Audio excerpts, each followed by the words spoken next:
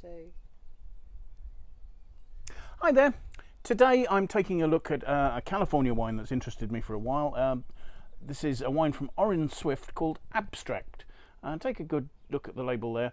The concept abstract refers, I think, to the label, but also to the fact that it's a blended wine. So looking at the label, you can find pictures of Queen Elizabeth II, there's Edmund Hillary, Elvis Presley, and often they've been altered by other things being put over them there.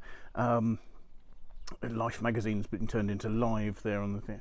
And the idea of the abstract is that the combination of many elements creates a greater whole, and that I think is referring to the blend of the wine. Now this is a Grenache based wine, but with Syrah and another great variety called Petite Syrah, which is a variety largely grown in the US, but also in Australia where they call it de Rif. And these are some powerful grape varieties blended together to create complexity. Orin Swift was a brand created in 1998 by David Swift Phinney.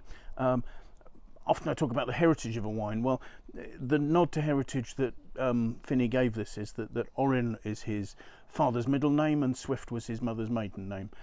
There's no reference to terroir here, although the winery is in fact in the Napa Valley. The wines are simply labelled as this is labelled as a California Red. This is the 2019 vintage, by the way, but I didn't mention that. So the wine is aged in 1/3 new French and American oak for 8 months, and I think they're doing everything they can to make this as powerful as possible and something to deliver. I mean, the other thing that Orin Swift is famous for was it had another brand called The Prisoner, which they sold in 2010, but that was one of the Orin Swift brands prior to the sale. So to have a look at the wine, what have we got? We've got a wine that is it's got an incredibly dark, deep colour.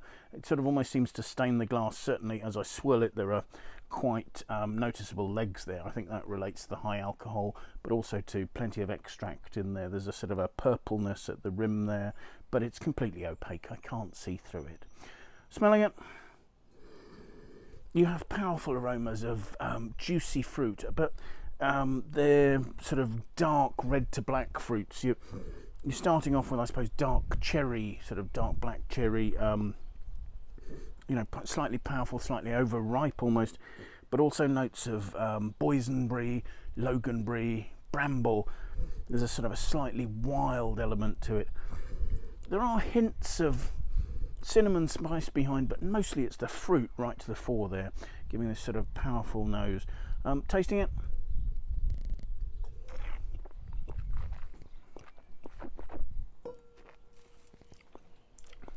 Gosh, that's a big, full wine. It's not big and harsh. It's got plentiful tannins. You can feel grainy, fine tannins, but they're smooth, they're chocolatey and rounded, and they're backed up by this sort of big, rich fruit, which, again, as I say, sort of boysenberry, loganberry, bramble notes, perhaps even to a sort of a core of sort of dark licorice there, such as the concentration.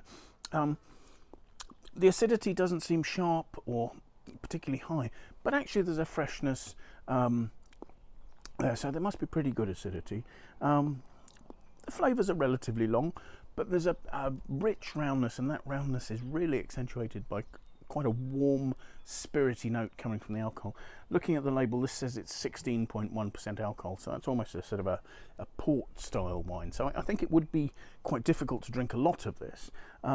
But certainly I think as a wine, its power, its length, it may not be hugely complex, but it has some complexity.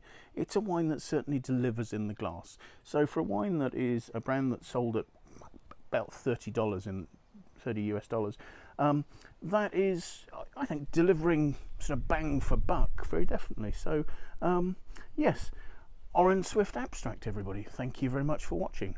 Bye now.